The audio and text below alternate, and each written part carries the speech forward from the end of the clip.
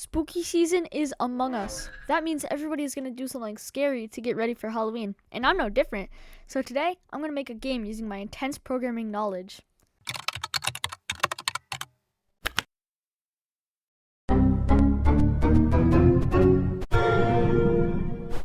Jokes aside, I'm not the best developer, so instead, I'm mainly going to be using the toolbox or my crappy scripts. But let me tell you about the premise of the game. You might think it's going to be a simple horror game, but no, because I suck at making scary stuff. So basically, I'm going to be ripping off that one Halloween Google Doodle game. You know, the one where you collect the spirit flames and then bring them back to your area without them getting stolen. So let's get started with day one. Starting off with day one, I had to start with the candy models. So I hopped into Blender and got started. I wanted at least 3 different types of candy to keep it from looking the same copy and pasted candy all over. So first what I did was copy and paste the candy. Then after that, I had to go to texturing, which looked fine. Then I had to import it into Roblox. And that was the part that stumped me. I tried to find a way to import them as one model, then separate them in the studio, but eventually I could only import them as separate models. And for some reason, I had this really weird problem with the background flashing in Blender. So if anyone has a fix for that, please put it in the comments.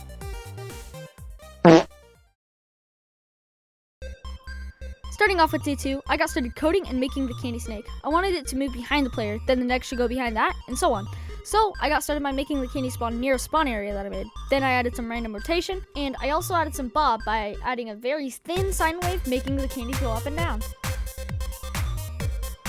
However, there was this one bug where they would all group up and form an amalgamation of candies. But it was still looking pretty bland, so I decided to make the spooky map the players would be in. So I hopped back into Blender and made a map, but I hated it. So I decided to make the map in Roblox Studio, but reuse the gate I made for the map. And although it's looking pretty flat, I wanted to add some verticality to it. Maybe some giant pumpkins to jump onto, or maybe a haunted mansion. That's for future me to find out. But anyway, on to day 3.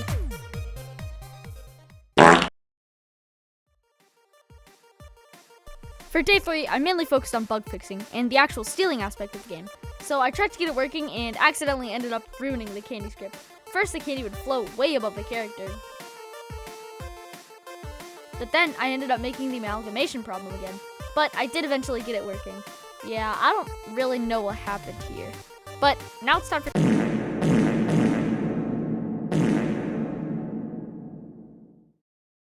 So I was busy for days 4, 5, 6, and 7, but I'm back on day 8, and let's see what we have to do.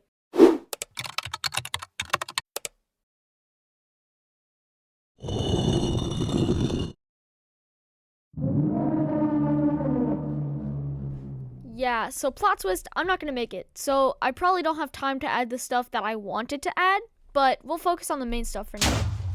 So for this day, I'm just going to make the animations and fleshing out the map more, because it needs it. So I tried to make some walls and props in Blender, but I didn't like that. So instead, I found a texture pack in Roblox Studio and used that to make a wall. Then I copy and pasted that wall a ton, as well as adding pumpkins around the map, because spooky!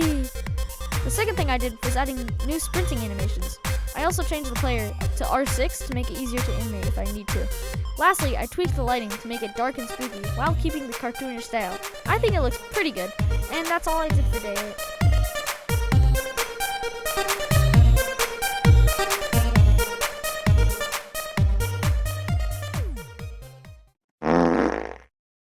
For day 9, I finally wanted to get the candy deposit and points working, so I did just that, and it took so long, but eventually I did get it working.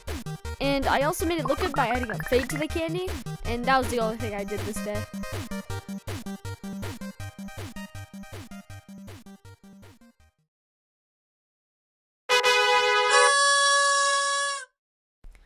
So for the final day, I just wanted to add polish to the game, like sounds, music, and GUI. So first, I wanted to get the round system for the game, because that's pretty important if you ask me. And it took a while, but once I got things working, another thing broke. But eventually, I got it working well enough. Then I added game over screen, which shows who won the game. And after I got that out of the way, I wanted to get some music, because it was sounding pretty lame right now. And no way I was going to make the music, so I just went to the toolbox to find something that may work. Then, I found this.